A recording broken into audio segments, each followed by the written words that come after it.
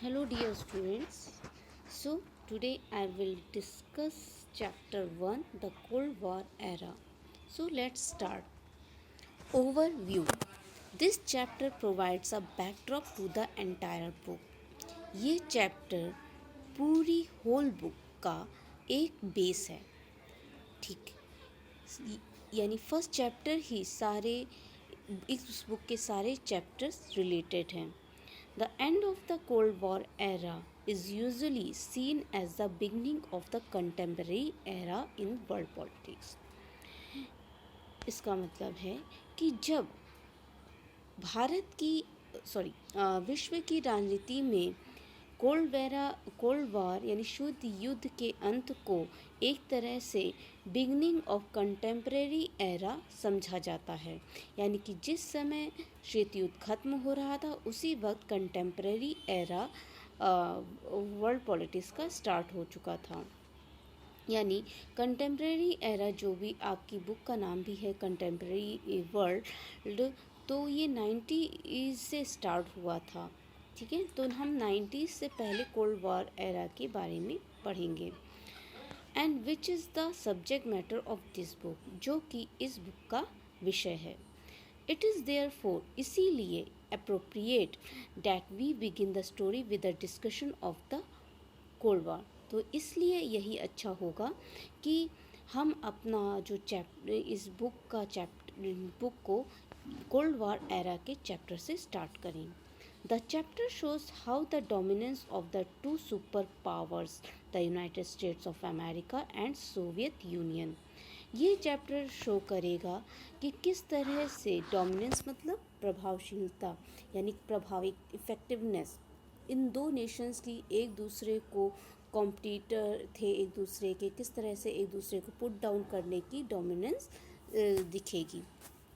तो it was central to the cold war, जो कि कोल्ड वार का एक सेंटर यानी बीच का टॉपिक था कि ये दो यानी कोल्ड वार तो था सभी रीजन्स में, लेकिन ये दो सुपर पावर्स थे.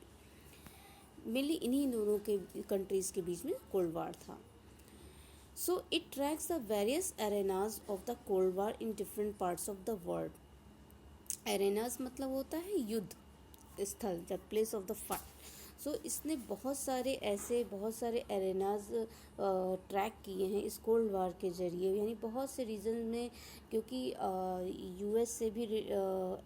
यूएस के भी मित्र राष्ट्र थे और कहते हैं रशिया के भी मित्र राष्ट्र थे. तो इन दोनों से तो ये दोनों देश अपने मित्र राष्ट्रों के यहाँ भी इनके कोल्ड वार के से शीत युद्ध से रिलेटेड बहुत सारी फाइट यानी एरेनाज देखे गए, युद्ध स्थल बने. अब देखिए, the chapter views the non alignment movement as a challenge to the dominance of the two super powers and describes attempts by the non aligned countries.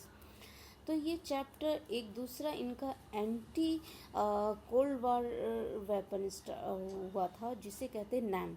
तो वो क्या कर रहा था कि ये इनके डोमिनेंस को वो एंटी सुपर पावर्स की थे ये नैम नॉन अलाइनमेंट मूवमेंट.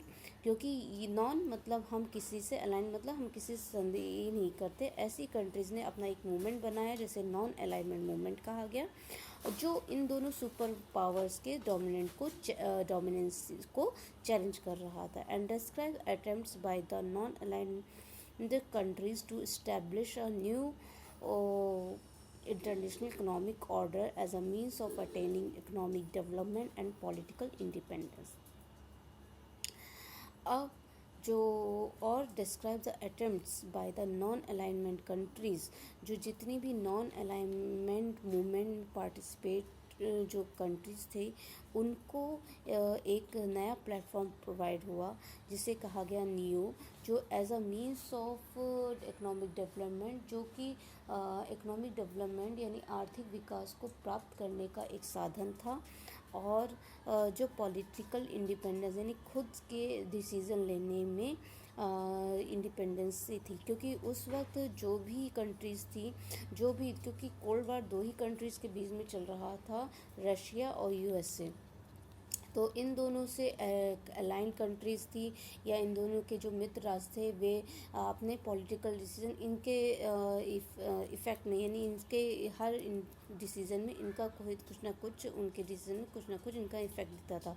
तो इस तरह से जो नैम मूवमेंट था अलाइन मूवमेंट, तो ये कंट्रीज़ ने वो उन कंट्रीज़ ने एक मूवमेंट बनाया जो ना कि रशिया के साथ रहना चाहते थे ना ही यूएसए के साथ रहना। वो खुद का एक अपना सेल्फ पॉलिटिकल इंडिपेंडेंस चाहते थे और इकोनॉमिक डेवलपमेंट करना चाहते थे, ना कि लड़ाई झगड़े में पड़कर वो अपने रिसोर्सेज का को बर्बाद करना चाहते। तो ऐसी कंट्रीज़ ने मिलकर क्या किया, एक NAM movement non align movement बनाया और इसके थ्रू उन्होंने एक प्लेटफॉर्म तैयार किया जिसे न्यू कहा गया, न्यू इंटरनेशनल इकोनॉमिक ऑर्डर, जिसके थ्रू इन्होंने अटेनिंग करने के लिए यानी अटेन मतलब प्राप्त करने का जरिया साधन बनाया।